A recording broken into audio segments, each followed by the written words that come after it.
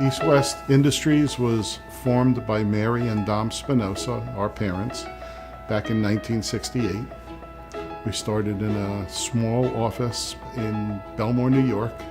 Dom was the technical side, he was the engineer, Mary was the financial side, and they started out developing small connectors for anti-G and ventilation, and continued along developing other products and growing the company into survival kits and oxygen systems, seating systems, and ground support equipment. We are celebrating 5 decades of maintaining work, manufacturing right here on Long Island. We've been in this business for the full 50 years, cultivating a nice group of employees that we've developed now to 77 employees as of today.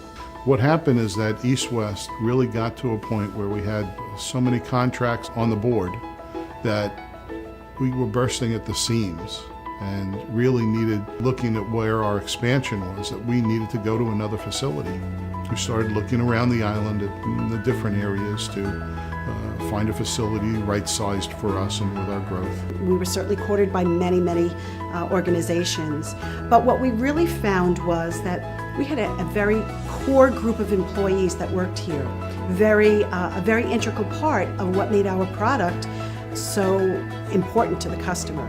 And if we moved out of this area, we really would lose a lot of that tribal knowledge that we developed over the years.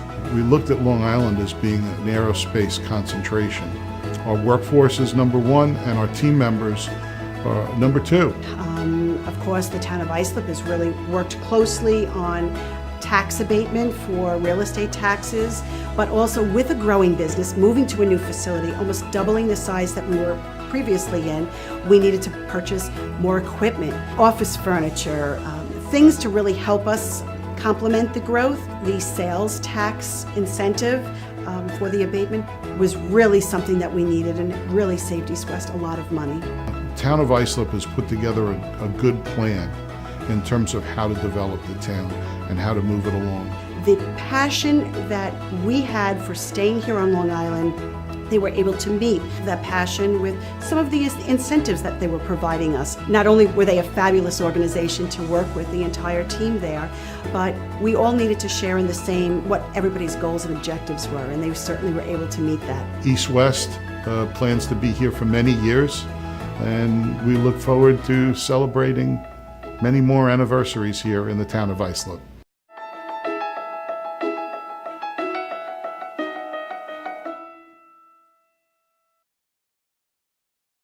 My name is Bill Mannix. I'm the Director of Economic Development for the town of Islip.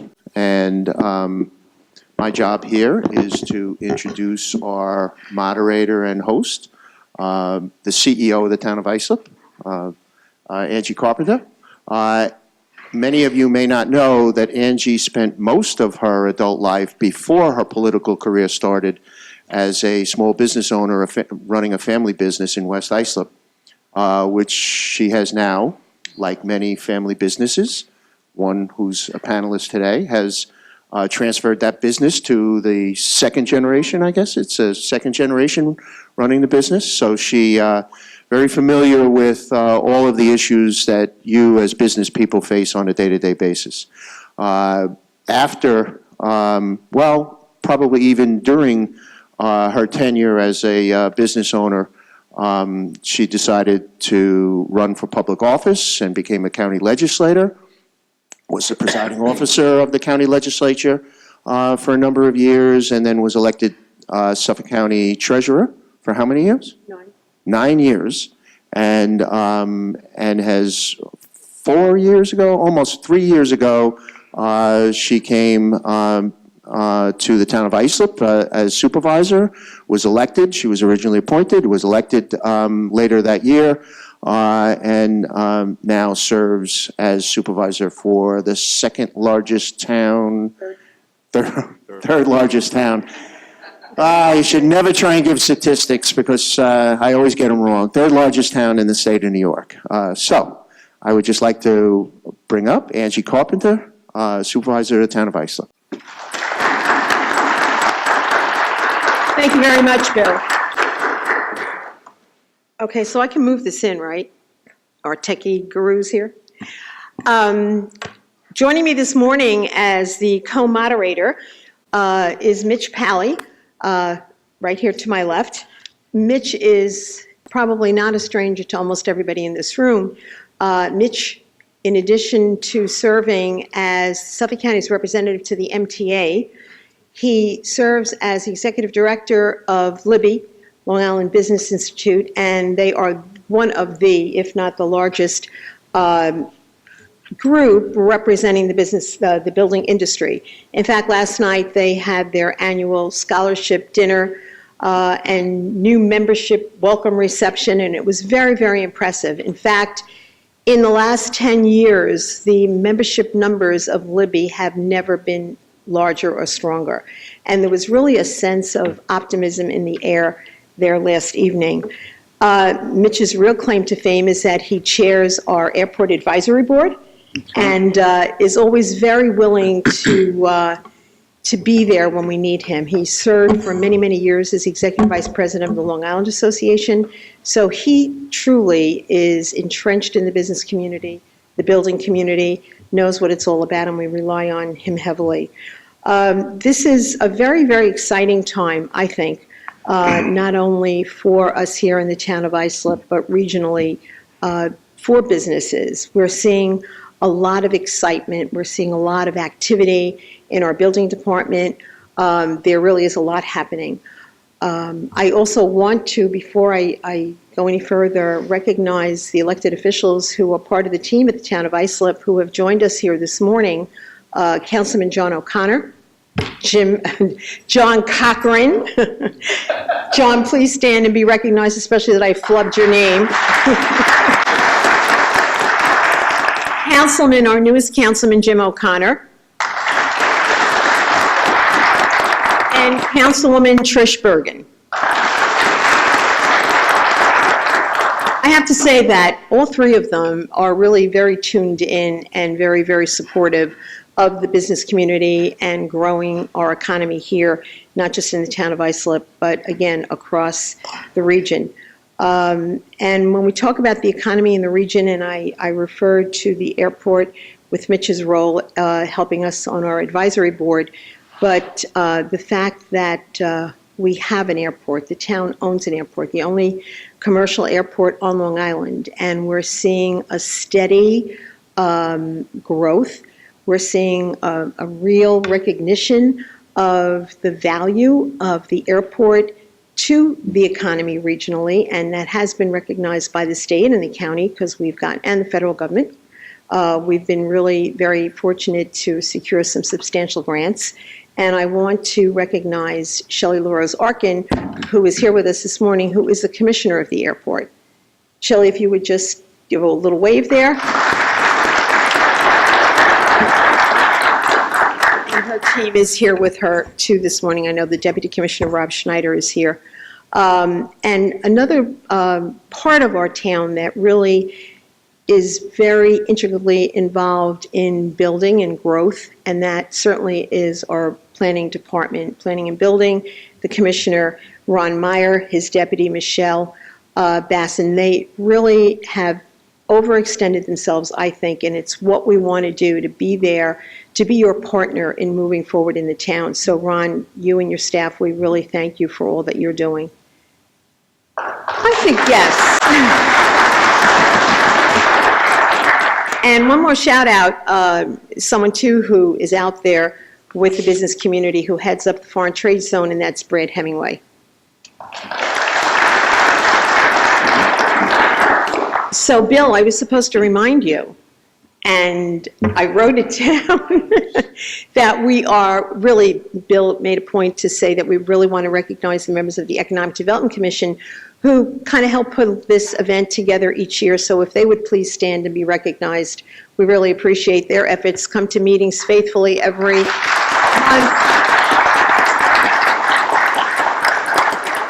And many of them have been in place for many, many years and are very dedicated. So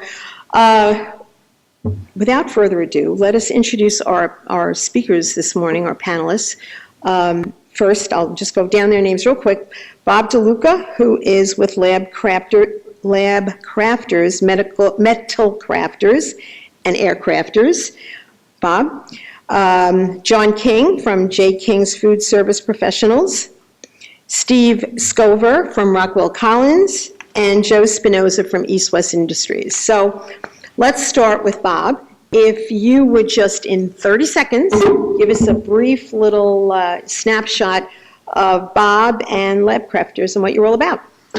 Okay, good morning. Lab Crafters builds laboratory furniture and chemical exhaust fume hoods where the science is actually performed.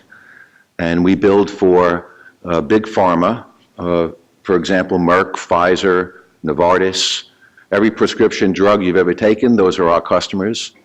But it also evolves to Gillette for razor blades, Ben & Jerry's ice cream, Nature's Bounty for vitamins. And then we do higher education, Harvard, Yale, Northwestern, Loyola. And then it expands into Children's Hospital, Northwell. We're doing 3 big jobs for them right now. And Howard Hughes Medical Institute. So laboratories is a very diversified business. And we also have a global exposure because we signed a global contract with Bristol Myers Squibb. Thank you, Bob. John King. My business is not as exciting as that. My day job is we're in the food business. We have a distribution center on Farrows Road in Holtzville. Everybody in this room that's from Long Island has eaten my food, you just don't know it. We source from all the major manufacturers in the United States and worldwide, and source everything, bring it to Holtzville, and then we deliver to all the restaurants, delicatessens, bagel stores. If you're watching TV today, you'll see the U.S. Open. All the corporate caterers we've been doing since 1986. So if you're in a corporate tent this week or lucky enough to be in one of the Bristol Myers tents or something like that, you'll be having our food. So our customer is the chef or the restaurant owner. We also have a wine business where we now import wines from all over the world, and that's kind of a fun business. It's a lot more fun to go visit wineries than another French fry factory. Thank you, John. Steve? Thank you. So Rockwell Collins designs and develops aircraft lighting. So essentially all the electronics that the commercial public would see from the cabin door back is Rockwell Collins equipment. People who fly the 737, every light that is on that aircraft is produced here in Bohemia. So major win for Long Island and for my division. Additionally, we do business jet lighting. So the very high-end, gold-plated, platinum-plated type of product that is resident on a business jet is from my division. And additionally, we do exterior lighting, so the pilot can see where he's going, which is a really good thing. Joe? Good morning. I'm Joe Spinosa, the Vice President of Business Development at East West Industries. I just want to acknowledge I have our president here as well, my sister, Teresa Ferraro. East West is a family-owned business, a Long Island business. We've been here since 1968. Mom and Dad started the company and grew the company, and we are the second generation operating a company that designs and manufactures on Long Island aircraft safety equipment, seating systems, oxygen systems, ground support equipment, primarily for defense, but we're also diversifying into the commercial aircraft area. Thank you. It is amazing, really, right here in our own backyard to see the depth and variety of businesses that are prospering here, right here in the town of Islip. And many of you out in the audience today could be sitting up here and probably will be at some point. And I wish I could go around and have everyone introduce themselves. But what we're going to do, everyone signed in this morning. So Bill will, or his office will email a list of all of the attendees so that if there's someone there that you kind of had an opportunity to chat with and maybe want to follow up on it, you'll have all of that information. So again, thank you all for being here. So Mitch, we've got a list of questions, and in the interest of We always have a list of questions. shared some of them with the people that are going to be asked, so we're not blindsiding anybody. So, Mitch, why don't you start? I'm always interested, obviously, most Long Islanders do not know what is made on Long Island. Of that, there is no doubt. And you're all here, and my always first question to every one business person who's here is, what are the challenges you face being on Long Island? Not necessarily those that are going to get you to go someplace else, because obviously you're here and we all hope you stay here, but every business faces challenges. I know, from John, it's we don't have enough bagel stores on Long Island, so we need more in that context so we could service them. But everybody faces challenges, whether they're employment issues or regulatory issues or land use issues or whatever they happen to be. That's what I'm interested in is, can you tell us what are the challenges facing your company today? Me? Start with on the end. Yep, go ahead. Then we can go right down the list. Okay, I guess the two main challenges, one would be real estate taxes until I did an IDA deal. That was in excess of $200,000 a year. And the other challenge is finding qualified help. We've recently hired probably about 20 people. We're looking probably to hire about 20 more. We're looking for engineers, which we actually are using a program with Stony Brook University. We have an internship, and we bring the interns in and we train them, and actually 2 of them went full-time with us. We're looking for project managers. Stony Brook has a program over there where they train people to be project managers. We have not yet been successful with hiring from that program, but we have a contract with Monster. We have a contract with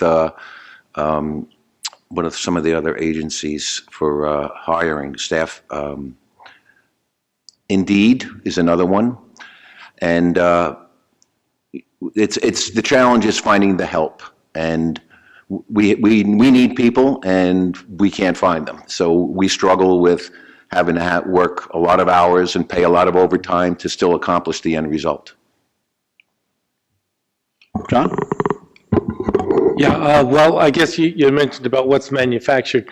I talked about our distribution center, and that's the big part of the volume, but in Bayshore, through the help of the IDA and some rezoning with the state, we were able to put a manufacturing facility on Saxon Avenue, and we actually do about $25 million worth of manufacturing at a wholesale cost, and we do manufacturing for people like Trader Joe's, all on the East Coast, some work for Costco, supermarkets, meals and things like that for Stop and Shop and those kind of things. So we have just the opposite issue.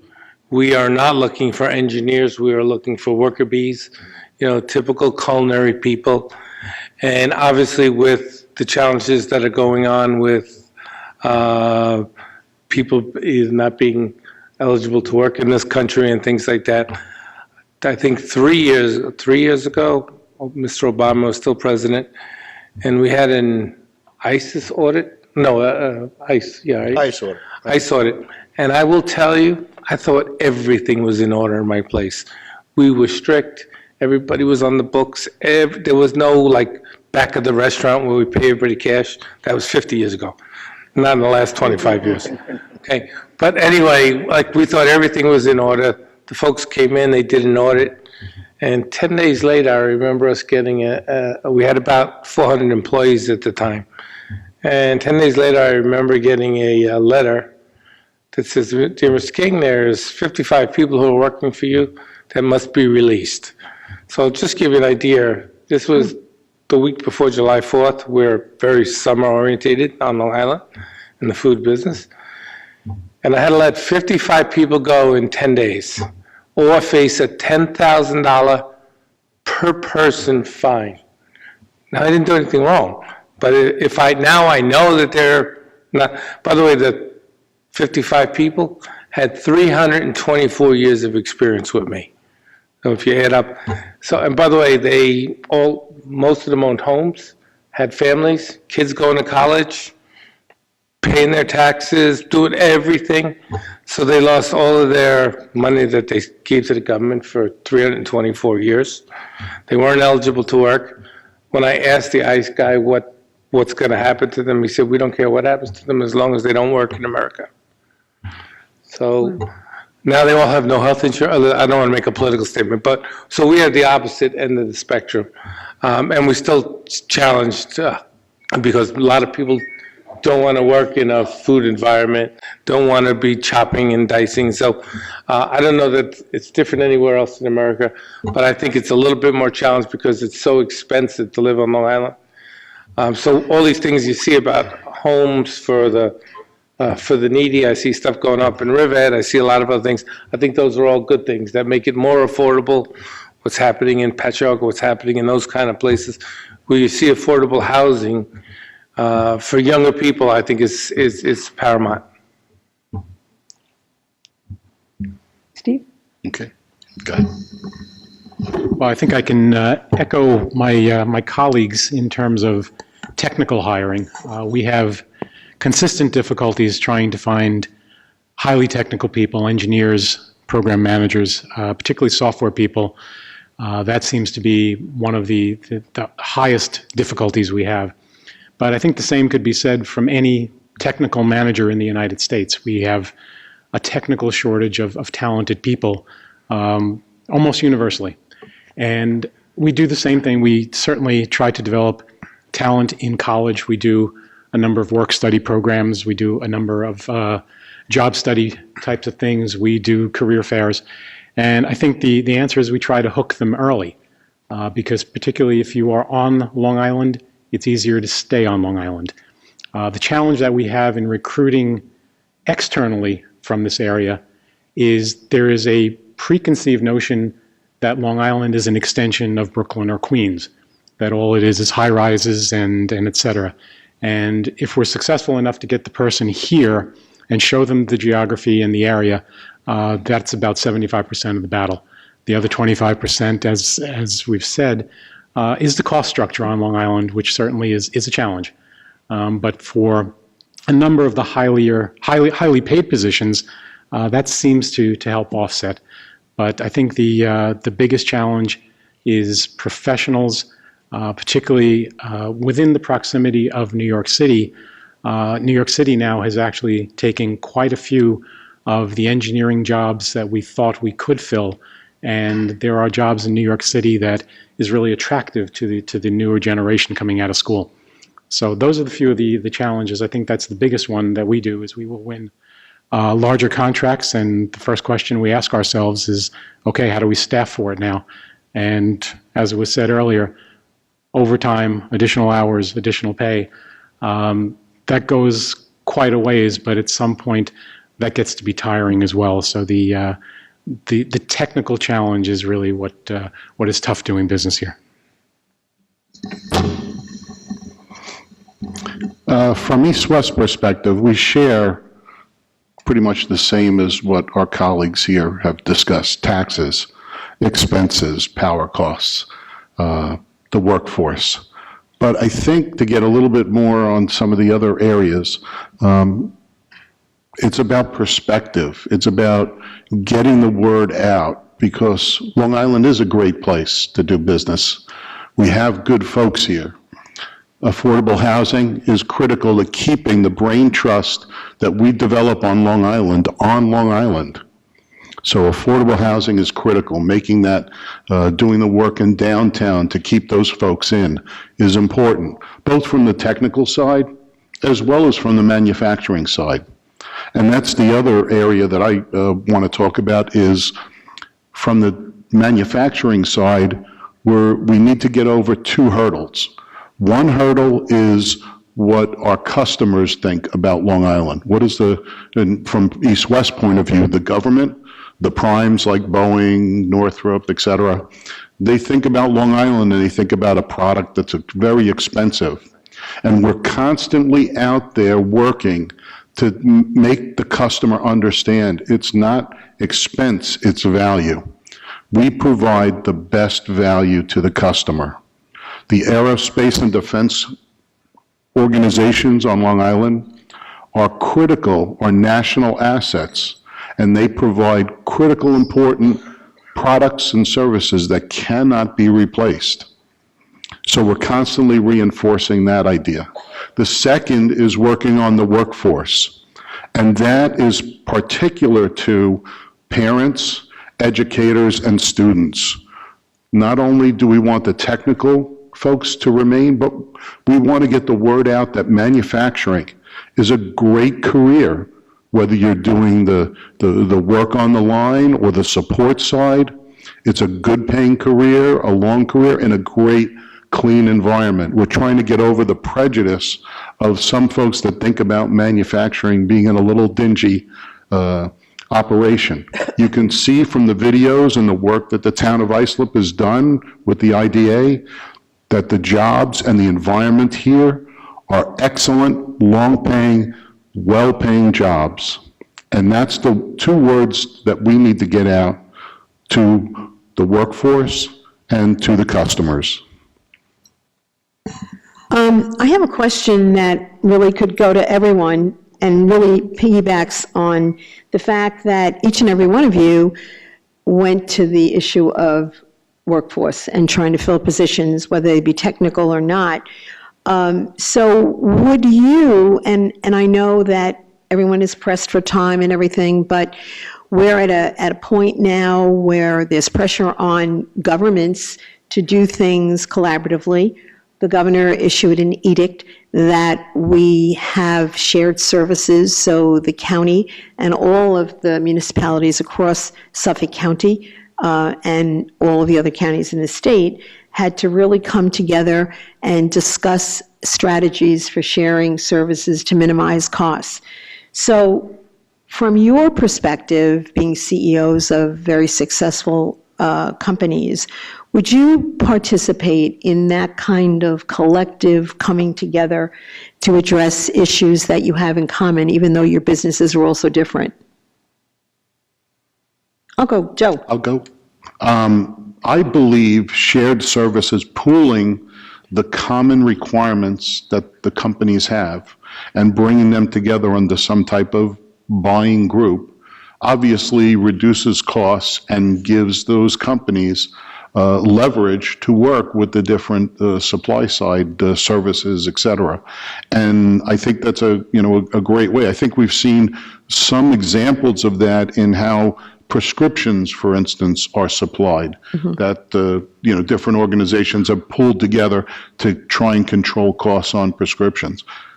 Just an example, I mean, office supplies, all the common items that we use. Would be great to put a buying group together on that.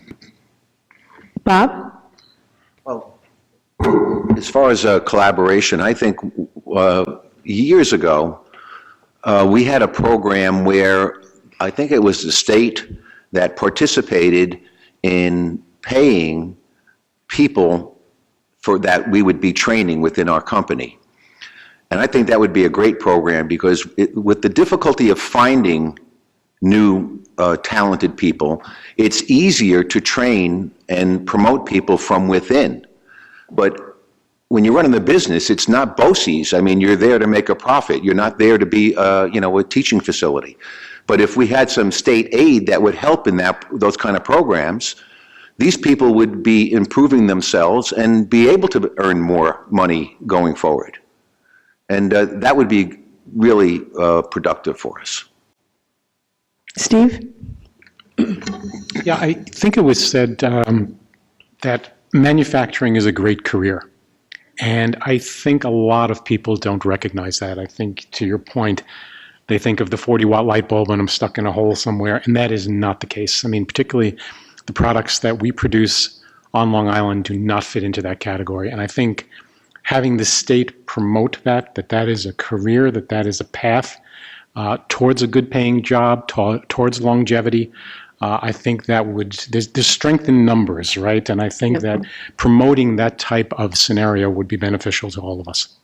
The community college, Suffolk Community College, I think has been a leader in recognizing the fact that manufacturing is a good career. It is alive and well here on Long Island. They've got many, many programs. I have not been as involved in the college as I was years ago when I was in the county, but I think basically their workforce development programs are mostly housed here in Islip at the Brentwood campus.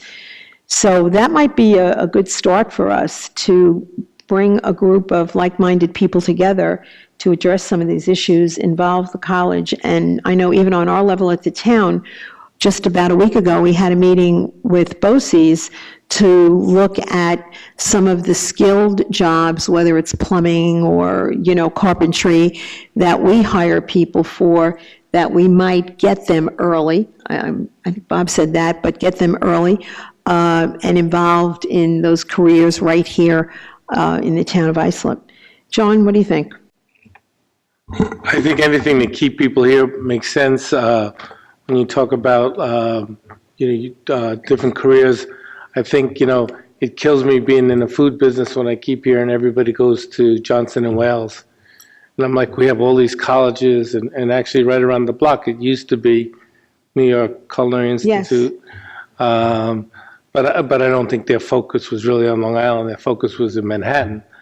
And so when you see businesses like that, or like you said about BOCES, like a mechanic is a good position. Mm-hmm. Every car dealership is looking for mechanics.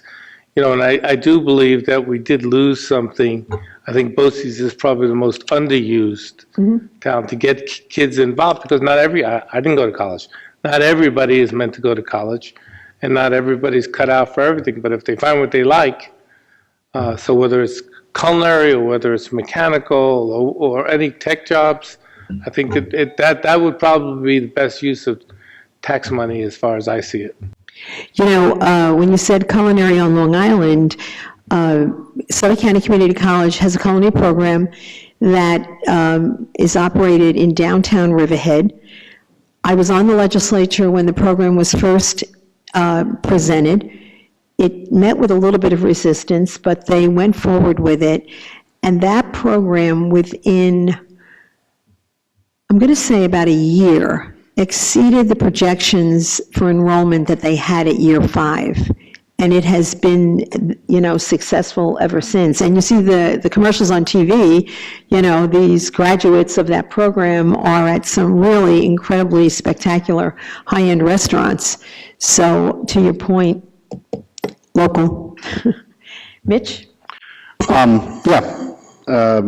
interesting context in regard to the employment issues and the housing issues, something that I am very familiar with on both occasions and both sides of it. Obviously, all 4 of your companies started out significantly smaller than you are today. Some of you in garages, some of you in trucks, some of you wherever. And you've grown to become leading companies on Long Island. Oftentimes, government assistance is criticized in that regard.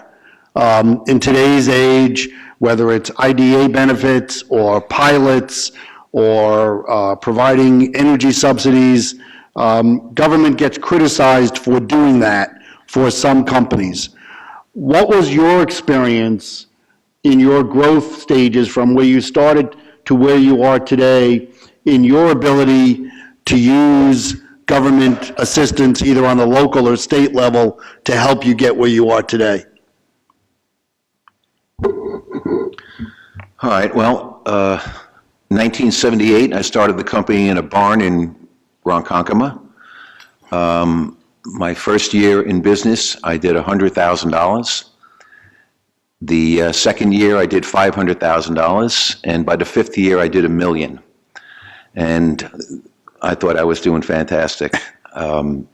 Today, we do over $1 million a week, and we've grown a substantial company this is the 40th year.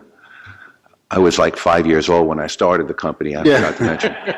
But Bill is still here. Yeah. Bill was my uncle, yeah.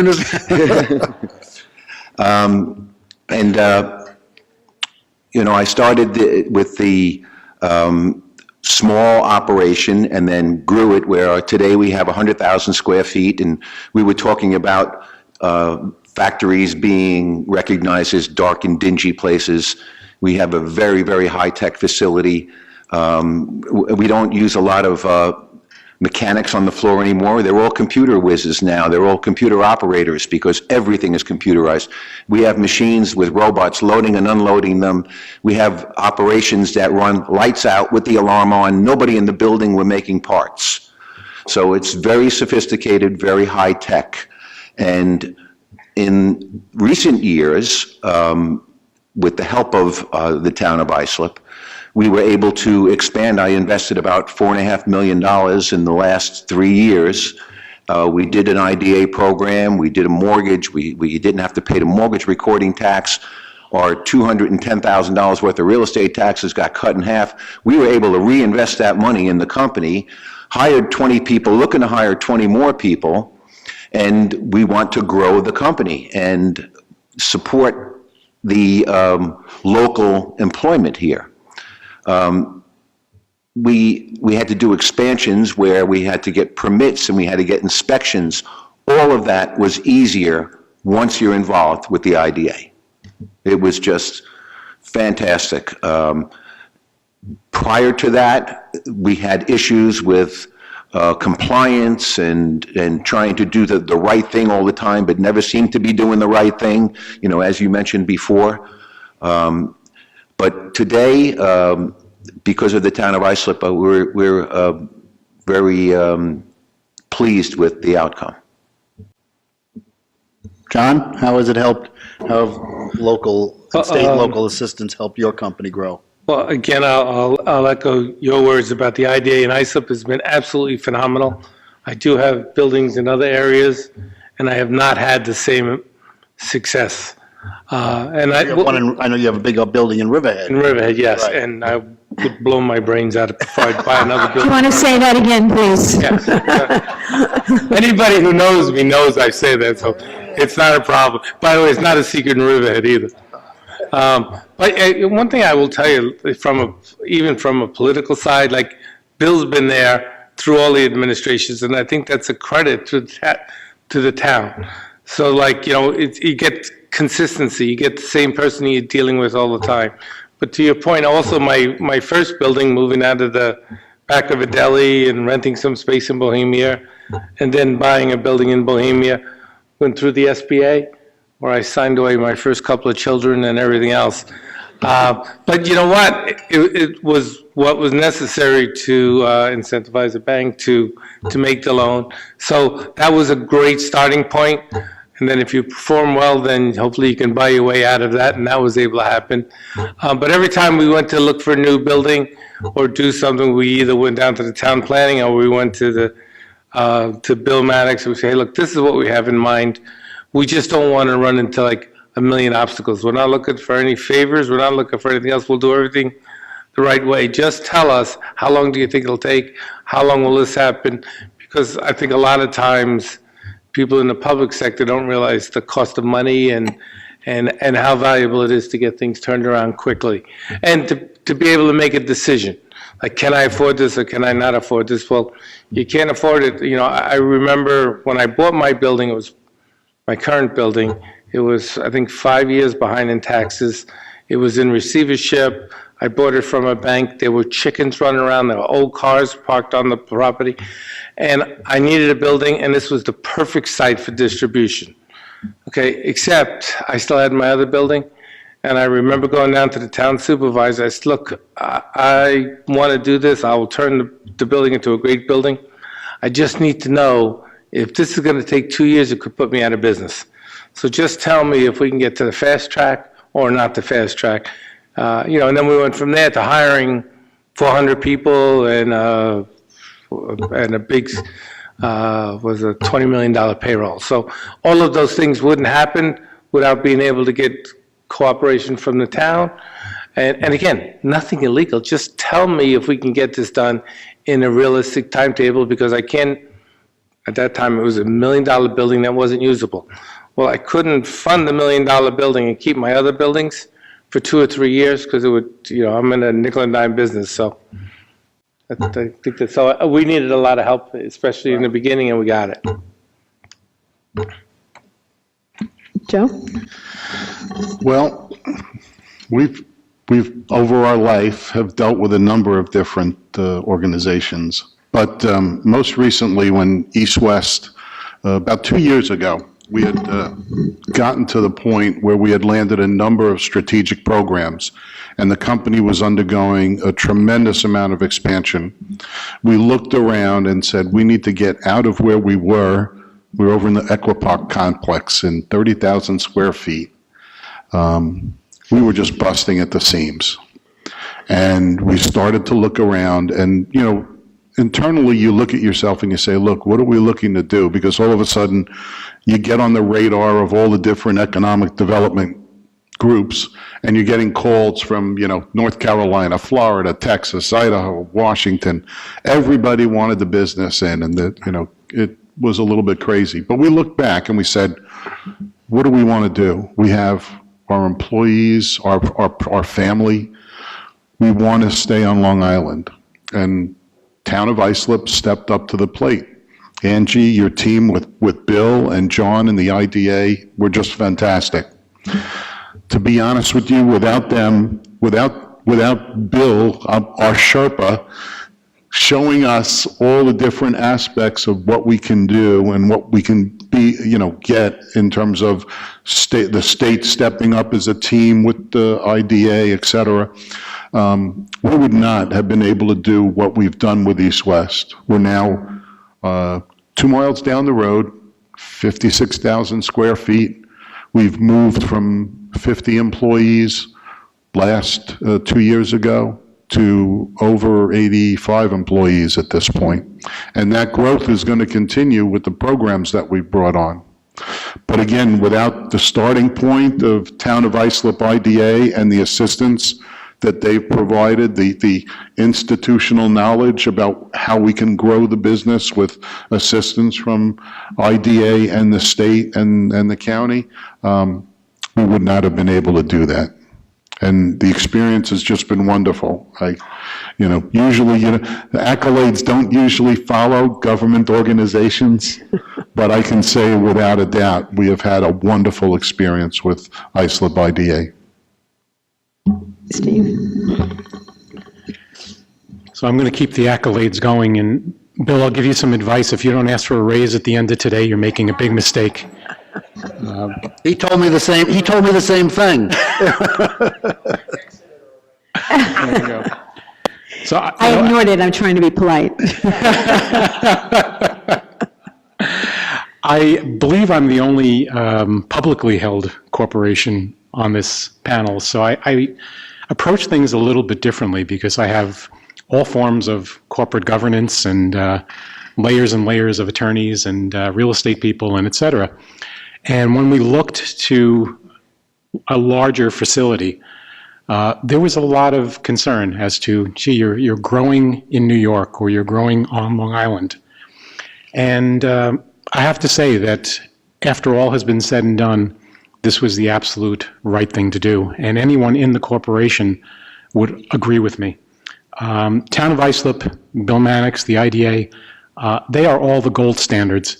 I have 6 other divisions around the globe that report to me, and they all pale in comparison to the support, the collaboration, just the overall ability to pick up the phone and run a couple of ideas past people and see if it's possible. And that makes the difference, because if you're going to have to sit there and work through a business plan and then work through regulatory plans and then work through the local governments, most corporations are going to say, it's just a little too much effort. You got better things to be doing. And I think it's that collaboration that has kept, right now we're a little over 225 people here in Bohemia. It's kept those jobs here. And anyone who criticizes government involvement is missing the boat, because those 225 jobs would not exist, and if it were not for that type of collaboration. So kudos to the town. Thank you, Steve. I'm glad you mentioned the fact that your company is public, the other 3 are not. So sometimes when you're in that environment, it makes things that much more difficult. So I can relate. So to giving Bill a raise, sometimes it's not that easy because Newsday is there and, you know, they don't get it. They don't get it. And we struggle with it in the town. When I got there and had an analysis done, I actually brought people from outside the town in to look at our salary structure and where we were. And hopefully no one's out there and going to run back to the union representatives, but it was appalling to me to see that our salaries across the board, were lower than any other municipality, especially in the 5 western towns. And we're the 3rd largest town in the state. Brookhaven is the only town that's larger than us. But to see towns with a fraction of residents, and we have 1,200 miles of road to take care of, et cetera, and to see them having salaries far in excess of ours was very disturbing. So we've really made an effort. We've settled 2 contracts, and I've tried to adjust the employees that are not covered by the contract. But I took a lot of heat, but I don't care because it's the right thing to do. Because you know in business, your most valuable asset is your employees. And if you don't cherish them, if you don't encourage them, if you don't appreciate them, they're going to go elsewhere, and you're going to have to replace them. And all of the time and energy spent in training, et cetera, goes right out the window. And we really do make an effort in the town, and Arthur Abadi is our director of personnel and does a really fine job. But you talked about how great it is to be here, and we hear about the efforts, and Bill talks about it all the time, and it's a challenge that there are predators out there trying to lure our companies off Long Island. And I'm sure all of you have been approached. It's got to be a challenge. Would you ever consider it? And please say no. Bob. Well, we've been approached by many different states to move the business. And at one time, I even just considered moving to another township on Long Island, you know, where, like going out east where the real estate is cheaper and the taxes are a little bit less. But because of the IDA deal and the cooperation we're getting from the town, we're very happy where we are right now. I mean, there's an issue we have. There's like 5 people in this business that I'm in, very niche business, and 2 of them are Canadian companies. So the problem I have is they're 21% less expensive than I am only because of the currency exchange. Now, if there's anything the town of Islip could do about that, I would love to hear it. Bill, can you get on that bill right away, please? It's the NAFTA deal, and that's, you know, it's just a lopsided deal. If I go in at cost and they go in at cost, I'm making nothing and they're making 20%, which is, you know, very difficult to deal with. Even though we try to promote New York and Long Island companies to keep the money on Long Island and keep the money in the state of New York, the almighty dollar speaks volumes, you know, so a lot of times they go for the low price. What we attribute a lot of our success to is the quality of work that we perform and the innovation that we offer our customers. And that's why they come to us, and that's why they're willing to pay more money. Because if they're not willing to pay more money, then they're not buying from us. So that's been how it's gone for us. John? My business, let's see, the food manufacturing business probably shouldn't be in New York because of the cost of operations, utilities, etc. The other side of it is we have a very strong culinary team and good culinary people. So we're kind of a very niche, high-end performer. But if somebody wants to produce cheap, that's not our customer. So when they talk about Trader Joe's and when you talk about those people, they have an affluent customer base. They want higher quality and they love New York food. So that's one way we get through there. From a distribution side, we need to be in the middle of Long Island. I guess our biggest frustration would be with the utility companies. And we've had about 40 years of frustration with them because if you're not a new customer and you've been paying your electric bill on time for 40 years, it's kind of a thank you for paying your bill on time. So we just put a big solar plant on top of our roof, and we're hopefully going to save 20 or 25% on our utilities, even though we're starting to call myself Leverage Louie because it's a couple of $1 million to do that. So, you know, the return on investment and how many years it takes to get it back. So I wish in all of our businesses, you talk about shared services, a couple of our businesses we have is like a cold storage business, and we do business with some pharmaceutical companies where they want to, I guess some of the extracts, they want to keep it refrigerated or frozen. So we have a facility on Veterans Highway that does that, and it is kind of like a shared services. Some of the largest bakery manufacturers, Winter Foods, the cookie company in Islip, all of those people, you know, nobody wants to buy cookies in a bakery on Sunday morning now because everybody wants to fit in their bikini. But if you have a food manufacturing business, you want to rotate. You want to keep producing. So they produce all the cookies and then they put it into a frozen storage business. And then when Walmart needs their stuff in September, we ship it out. So I think there could be perhaps maybe some, I think if I was a food manufacturer, didn't realize there was other facilities like that. So I don't have to build these giant facilities if I only need it for 4 months or 6 months. Yeah, makes sense. So I think if we could ever get that shared service idea, it would be or availability, that would be a good thing for the manufacturers. Joe? I actually want to go back to where we were talking about challenges. One of the other areas, I'm sure we share it with everybody, large or small, is healthcare costs, insurance for our employees, taking care of that family that's the team. Shared services, I know in the past there's been some initiatives of trying to put together buying groups for that. Obviously, small business, which is really the key, you know, when you look at things, small business is really what provides the economic engine. We've got to find a way to make that happen at an affordable way, make sure that people are taken care of. Good point. Steve? One of the points that I'd like to touch on is the overall scheme of manufacturing in this area. And we've all said it's high cost and it's difficult to bring people in. But the difference that I consistently tell the corporation is the consistency and efficiency of this labor force is outstanding.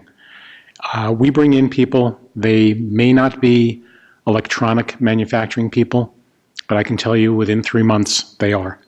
Interesting. They last, they are efficient. We have offshore manufacturing as a corporation around the globe, and I can tell you that the efficiency that I see here on Long Island leads that pack by quite a bit. So the offset certainly is your wages are a bit higher, your operating costs are a bit higher, but if you have a workforce, and particularly in the type of business that we supply to very, very difficult specifications. Aircraft lighting has to be a specific color every time you get on that aircraft. It cannot age, it cannot look different, and there are a lot of challenges to putting a product together that is that repeatable. And I can tell you unequivocally, we have never had a problem with the workforce meeting those style of technical challenges. And that is different from any other operating facility that I have. Well, that really is good to hear and something we probably have to do a better job of letting people know about.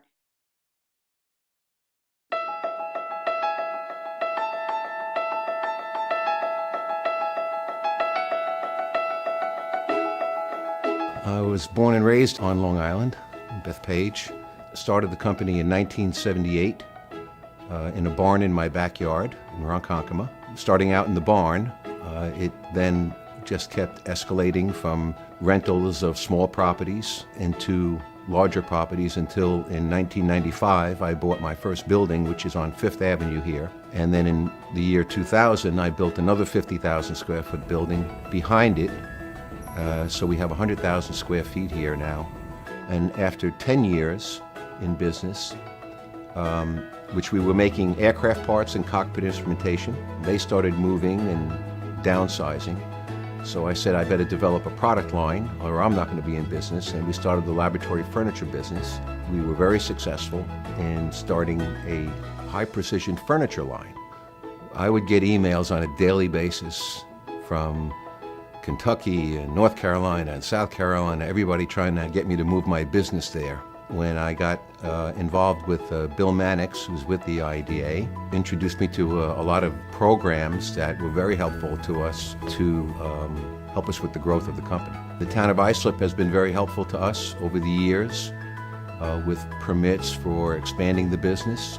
The mortgage recording tax, all of those things saved us a lot of money. We've hired probably about 15 employees since we did the IDA plan, and we're ready to hire 15 more right now. We have 18 months of solid work right now without getting another order. The town of Islip worked very hard to execute all the different things that we were trying to achieve. We did it 100% what we were looking for. It's really a good place to grow a business.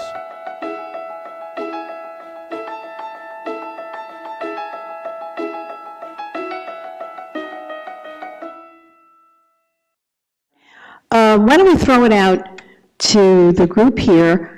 If you have any questions of anyone individually or collectively, Bill is going to do the little run around with the microphone.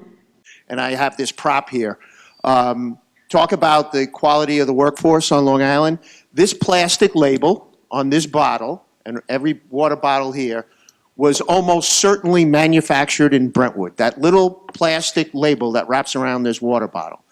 Now, we're talking about high-end products that are manufactured here, and you can understand how a high-end product, very costly product, could still succeed in a cost environment. But something that has a fraction of a penny in terms of your margins, you would never expect to be manufactured on Long Island. But it was the company had a Garden City Park location, 2 other locations in Ohio, and 1 in Mexico, and they were making a decision about where to move the Garden City Park facility.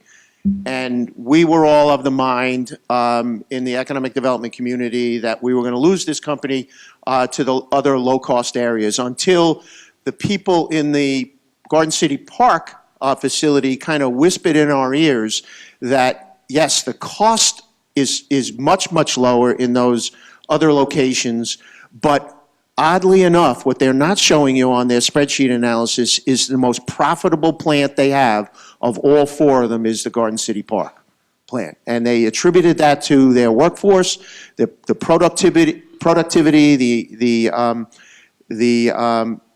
amount of equipment and the quality of equipment they had there. So it turned out to be a win for us. They moved from Garden City Park to Brentwood. So Ernie, first question. First of all, I want to congratulate Angie on putting a great panel. I think these people were very, very informative. My question is probably going to have a more relevance with John King because the other jobs tend to pay more money. And when you're looking for affordable housing, isn't that a very big challenge for you? And do you have some ideas on how you can mitigate that? Well, obviously, it's tough to live on Long Island. A lot of the people that work in our manufacturing facilities, we do some little things that I think are not so little. It might sound little to us, but everybody who works for us, we provide lunch or dinner. It's complimentary. I know that sounds crazy, but you'd be surprised for that level. Sometimes we've had people, and by the way, it's not a cafeteria, we call it a restaurant. Chefs make the meal. They're actually customers of King's. So we try and make it where it's like a separate type of thing. At 11 o'clock today, we have our company barbecue, if you will. So we try and do things to make it where it's, the problem is we're open 24 hours a day, 7 days a week. Okay, so it is hard to stay personal. It was nice when it was me and 10 people, and it was nice when we started new things up. So it's still a difficult thing. Probably the most difficult thing is not trying to make believe you know everybody's name, because you can't anymore. It was easy when you could. It was more fun when you could. So I think, I know I'm not answering your question, but we can't pay $70,000 a year for someone to put cheese on our mozzarella or whatever in our manufacturing facility. We can, however, we did a lot of things electronically, and we take a very boring business where we pick cases and load them on trucks.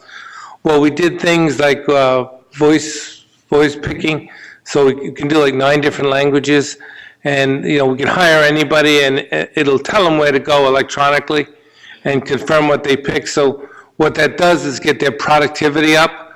So we got their salary up substantially because of that, because we needed less people. We could have better people doing a great job, to your point, and making a fair salary. We try and make it where if you start in a warehouse, you could become a driver, you could become a salesperson. Although right now, I think our drivers will make more money than our salespeople, because that's probably the highest paid profession in the United States, and probably the most, not the highest paid profession, but the most sought after profession in the United States now is truck drivers. They say there's like 10 to 12% decrease. Cost of a truck, cost of a truck went from what, 8,000 to 13,000? 16,000. So to bring a truck from California to New York is $16,000. It was 8,000 the last time I looked. So if there's 50 cases on a pallet and there's 20 pallets, 1,000 cases. So every case has gone up $8 a case. Yes, sir. Every case of lettuce that comes across the country from California, so I think there's 22 pallets, so 22 times 56, so whatever that is, and divide that by 16,000, that's how much a case. It costs more for the freight than the lettuce. And if we could do it by rail, it would be much cheaper, correct? Except the rail system in the United States is terrible. Yep, that we know.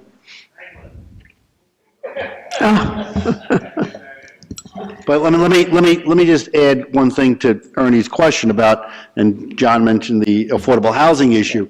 That's why it is so important for government to subsidize housing costs, because my members' ability to build housing is affected by the same issues that affect all 4 of you gentlemen in your corporate world.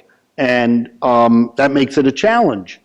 And as a result of that, you need government subsidies, whether it's IDA benefits, and I'm not just talking Islip, but Islip has been a leader in that, but the other municipalities that help that, or state assistance to subsidize, especially in for sale units, to reduce the price enough so that everybody on Long Island, regardless of income, can afford it, because you have to have the down payment and you still have to have the mortgage and everything else that goes along with it, because people want to buy in that context. And that's why, people will talk all the time about why are government subsidies so important in a housing market. That's why.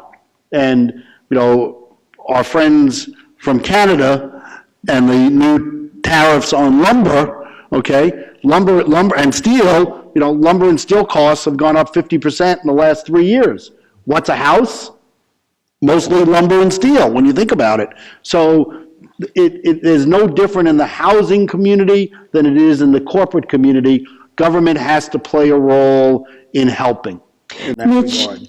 To the point of government in housing and helping and maybe needing more subsidies, isn't there something under consideration in the state legislature now that could be devastating if it passes? Right. Yeah, there's a bill in Albany now that would require any housing entity that took government subsidies would have to pay prevailing wage.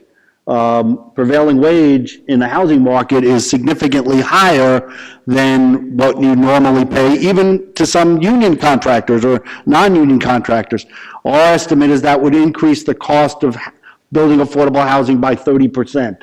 And that 30% number eliminates the ability of many employees at all income levels to be able to rent or afford a house. And that, we're fighting that bill in Albany tremendously. Hopefully the state legislature doesn't pass it in the last 5 days of the session, but that is something which would artificially increase the cost of affordable housing. We're trying to build housing for people to rent at $1,000 a month, because a lot of people can do that, okay? But if it costs $1,700 a month, a lot of the people that could afford it at $1,000 now can't afford it. Have 2 or 3 families living in that. That's correct, and that doesn't benefit them, it doesn't benefit the town, it doesn't benefit the school district, and all of those things. So those are the type of issues that people may not see, but affect the cost of doing business on Long Island. Reading a lot today about automation in businesses and how that's changing workforce needs. How do each of you see that playing a role in your companies, or what do you see coming down the pipe in years to come? I'll take it. Peg, you're it. Okay, well, as far as automation, you need more programmers, you need more engineers, you need more computer-savvy mechanics on the floor. But not to lose sight of, you still need the worker bees. You know, we do a lot of wiring and plumbing and mechanical assemblies. So we have a 50,000 square foot building that does all the manufacturing and another 50,000 square foot building that does the finishing and assembly. So in the finishing and assembly building, the talent level is lower, other than the powder line, which is all computerized.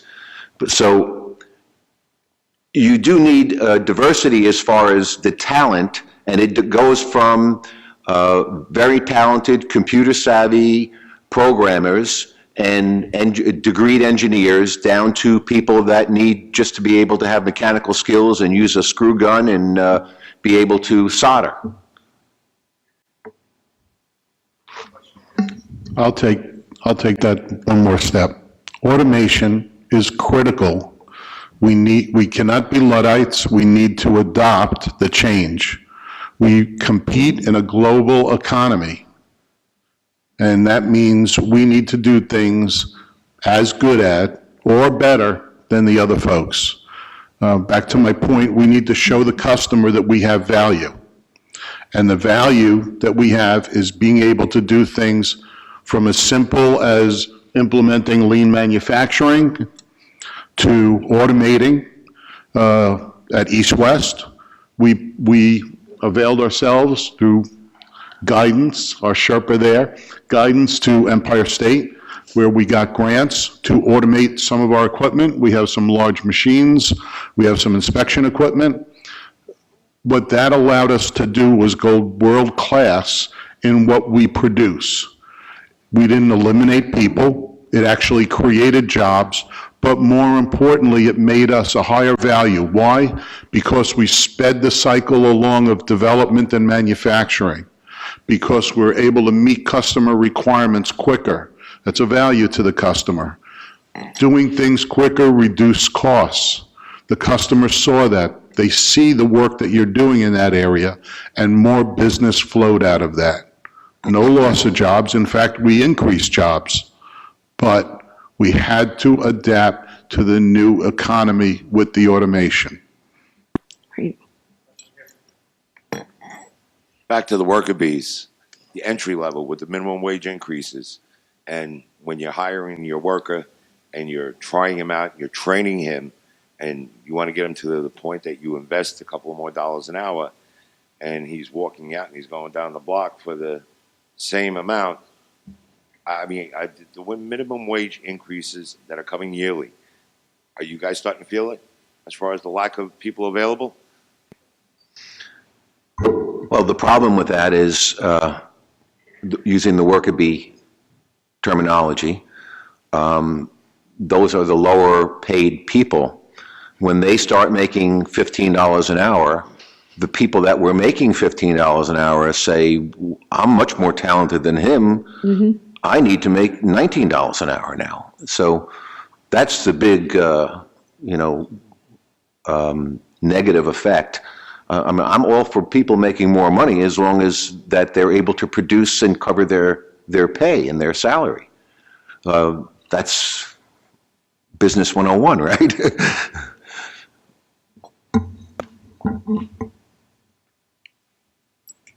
Well, I think, when you talk about, and I have to tell you, this happens more in my customer than probably in our place.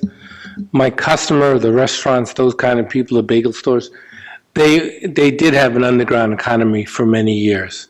And we've done seminars at our company events trying to help our customers get to the next level as well. Because quite frankly, if Cheesecake Factory can do well, if Panera can do well, maybe you have to model them. They pay everybody on the books. So like, we can all feel sorry for ourselves. You know, I think I have 120, 140 people that all got raises. But you know, it's the new world, and everybody, as long as everybody has to deal with it. And yes, I think, you know, companies have to make themselves the provider of choice. We opened up a cidery out east, and every one of my customers, and I'm trying to be respectful of my customers that own restaurants out there, tells us, well, what are you thinking about? You know, you're not going to get anybody to come and work for you between, you know, June and you know, after the summer, nobody else is going to be out there, your busy season. And to be honest with you, we just have practiced in being the provider of choice. So we didn't hire bartenders or servers for $7 an hour and say, well, don't worry, you're going to make tips. We said, look, we're going to pay you $12 an hour, you're going to be the best server, and you're still going to make a ton of tips. A good server on our place on a Saturday can make $350 in tips, but they still get paid $12 an hour. And by the way, you can't use your cell phone if you're going to work for us. You have to put it in the locker, and if we catch you using your cell phone, we're going to fire you. So, you know, but we're going to provide lunch. We're going to get your schedule out early so you know when you're working. We're going to be, so, you know, I think a lot of things, we can all complain about what's happening. I think it is a necessary, I pay a lot of it, but I think it is a necessary thing. Nobody can live on $12 an hour. Unless it's the second job or it's the second person in the family. But there's no way you can rent the house. So you got to just be realistic and say, okay, you know, this is the real world. And, you know, I don't want to pay more than $12 an hour or $15 an hour. But, you know, there are other things we can do, hopefully, to, you know, to make it better for them, or people are profit sharing. So I would like to think they feel like they're part and parcel of the success of the company. So I have a question. I'm surprised it didn't come up. I'm Greg Farrar. I'm the president of J. King's. Some of the challenges, and one that I think is really crazy, and trying to figure out how to control is insurance costs. And more importantly, insurance fraud. You know, our workman's compensation, things like that. I mean, I think we've shared this before in public. Our workman's comp amount that we paid out in previous years is like $1.5 million. And a lot of it's fraud. So, you know, from a government perspective, or how do we control that? How do we do better? How do we get, hopefully there's no lawyers or insurance people in the room, but. Hopefully there is. Yeah, hopefully there is, but, you know, I'm sure, I just can't believe John didn't bring it up. He probably just forgot, and I hate reminding him about it, but it's just an unbelievable cost that we deal with. And to fight it, you know, you got to hire lawyers, and it's time, and it takes 3, 4, 5 years to get things solved, and it's just astronomical to be able to compete and have that going on in, you know, the small margin business that we're in. So I don't know how everybody else. The bigger problem is that the insurance companies don't want to fight it. We face insurance fraud on a regular basis, especially being in the manufacturing business. I mean, you know, most of the claims are put in on Monday morning because somebody hurts himself over the weekend. They come to work, and of course that's where it happened. And you could fight tooth and nail, but they just get awarded compensations that are unbelievable. And my insurance guy comes in and says, you know, I'll tell you a quick story. We had a guy that said he got bit by a spider at work. I mean, nothing having to do with working. He said he got bit by a spider. This guy got $20,000 for saying he got bit by a spider. And oh no, I got stories. Oh, you got better? Come on, you're going to beat my spider story. I have one gentleman who's been on workman's comp, and by the way, insurance is insurance. I don't mind paying the insurance. If somebody gets hurt, they should collect. But if anybody in this room is an entrepreneur or head of their company, if anybody has ever gone to the workman's compensation meetings, you want to blow your brains out and get out of business. Okay, let's just suppose last year my salaries were $360,000 a week. I'm paying an extra, not my regular workman's comp. I was paying an extra $36,000 a week for fraud claims. I'm paying one driver who, somebody's played sports at some point in time. I've got guys who come in with jeans on to the courtroom with an ace bandage on the outside of their jeans and a cane. Guy comes with his wife, drives down the hot dog right down the block here, comes with his wife, and he's in the passenger seat, and the wife's in the other seat. By the way, this is being filmed by the insurance company because I'm just paying. We underwrite it, so I just said, look, just send me the bill, just get done. So the guy comes, we go into the courtroom, he was supposed to get his, I don't have to tell you about the railroad, right? Oh, I understand. Okay, so we had asked 30 days before that for him to go for another inspection. Okay, so he didn't go. So our lawyer says, well, Judge, this is the third time we've asked him, he hasn't gone. So the judge, who could care less about business, says, well, you're supposed to give him a 30-day notice. She said, the judge, we gave him a 37-day notice. So she says, well, Michael, get it done next time. And I guess she probably should have given him a 45 days notice. That was it. So he's still getting his $900 a week for the third year in a row. Okay, I'm paying his therapy in Pennsylvania, because guess what? That's where he has the hunting house. Okay, so he goes into the meeting, and she extends it again. He drives down 111, okay, pulls over, takes the ace bandage off, throws the cane in the back. He drives, his wife gets in the other side and drives away. And by the way, he's still on workman's comp. So it's frustrating when, even if you catch them, I have another guy shoveling snow. So like, I'm trying to be like, the old police booth. I go to 7-Eleven, I buy the newspaper, I take a picture like this, so it was today, it was the day it was done. They could care less. He said, well, he must have had a good day. I'm sorry, he can't work for me on light duty in the office because he's got a bad back. So he can't open the mail in the office, but he can shovel snow. So that's probably. And Greg, thanks for ruining my morning. We were trying to keep him away from that topic. We tried.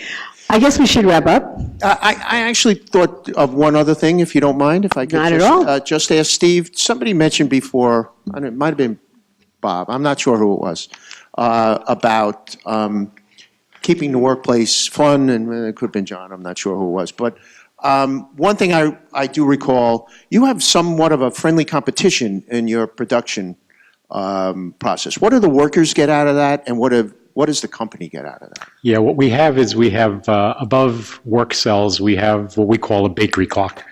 And it's a competition that there's two clocks. One is a 100% passing product, and the other is a product that may have a quality issue against it. And all of the work cells are measured on a daily basis. And the work cell that produces the best ratio of passable product versus something that had an issue kind of gets the point to their benefit. At the end of the week or at the end of a month, what we will do is we will recognize that work group. They will get a pizza party. They'll get a different kind of lunch.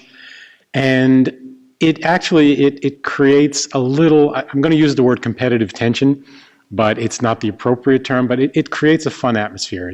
They kind of rib each other, and it's almost like the early part of establishing a baseball team, when you want the best players on it.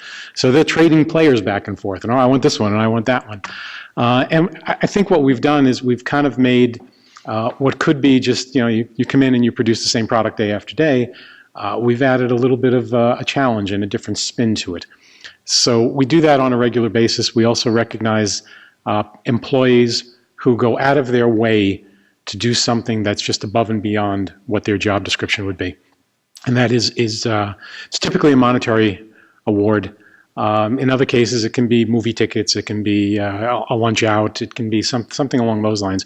But we try and, on a regular basis, single out people that have really gone above and beyond, and not just have it as part of the average workday, but that we've noticed It doesn't come from executive management. It's typically from supervisory staff and management staff that they are recognizing their people on the line, and it's got to be quick. That's what we have found is don't recognize what someone did 6 weeks ago with a benefit then. Recognize it when it happens, and we try to move that out very quickly. So that has created, I think, a little happiness within the workforce, some form of a challenge. Great. I'll take that too. At East West, we've instituted a monthly employee recognition where all the managers get tickets that are passed out, and they're allowed to put the employee's name that's outstanding for their particular area in, and it's actually a draw once a month. So it's a kind of a lottery, but the folks that have done their best for that month are recognized. And I think it's what the key to all what we're talking about here is you need to provide a good environment for your employees to work in. And I think we've done that through help of the town of Islip. But also, that recognition needs to be there on a consistent basis. Very good. So keeping with that theme of recognition, 2 more points. Joe didn't say it himself, but I'm going to tout his company, Teresa and Joe, of 13,000. Out of 13,000 worldwide suppliers for Boeing, East West was recognized as one of 13 companies worldwide as a supplier of the year for Boeing. Oh, that's awesome. To me, that's, that speaks volumes of what Long Island represents. We are an example of what Long Island is and the value that Long Island can bring to our customers. And now you also have some sort of recognition challenge for the supervisor. Yes. Teresa, could you come up here and help me with this? And we didn't really talk about this. I'll take 1 minute to grandstand on this one. East West, obviously from our defense background, is heavily invested in our military. And I don't know if everyone in the audience realizes Long Island is one of the highest military veteran populations in the United States. So we actually at East West value our veterans and employ them at a higher percentage than the population on Long Island. We believe that they represent a tremendous value. Not only have they put aside time to defend our way of life, but when they come back, they look for a way to kind of continue that while they're not in the military. We offer them employment. We see them as a great value to the company. They are dedicated, they're loyal, they are disciplined, and we believe that that's our way of kind of paying them back when they come back from service. So in the tradition of the military, in recognizing outstanding service, the military, traditionally from a unit, will hand off a commemorative challenge coin. We have today a special coin that we've minted for East West 50 years in business on Long Island, and I'd like to present it to Angie Carpenter, the town of Islip, for their outstanding service. Thank you. Thank you.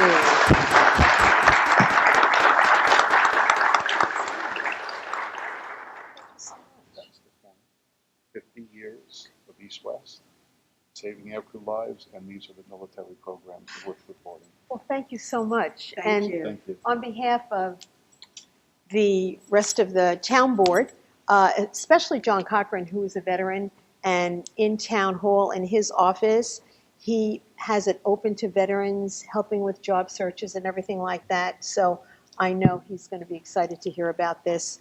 And you're celebrating your 50th anniversary. This November 29th, we will be kicking off our 365th birthday year in the town of Islip. So I think the history of the town and all that we've been able to accomplish is embodied in what we see here this morning. All of you who took the time to be here hopefully have learned something. I know I have. And I just can't thank you enough. Thank you for the opportunity. Thank you. you, thank you. And Mitch, thank you so much. My pleasure, as always. Again, the go-to kind of guy whenever we need anyone. So thank you for being here and helping us, and to all of our panelists. And Bill and John, thank you. Very nice meeting you. Good luck.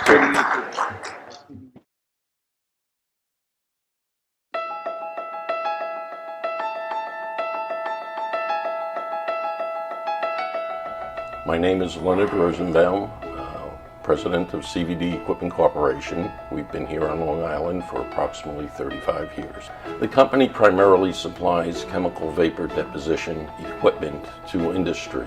The equipment basically takes gases and cracks them at high temperatures and forms deposits on various things such as solar cells, optics, semiconductor devices, medical parts, etc. And we've become a leader over the years in that area. We have a very great opportunity to expand our product offering and our marketplaces and to grow this company, both in the equipment, which has been our historic business, as well now, as we've announced, moving into the materials side of the business. We started looking approximately a year ago for a new facility. We've been asked by a number of states. In fact, I had another call this morning from Virginia.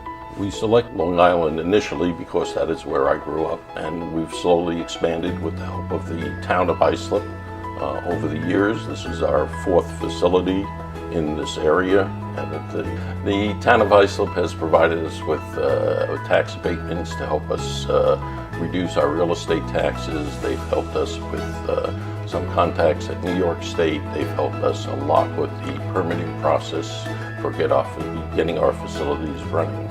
And we've been very appreciative of their assistance over the years. Overall, it's been a good area.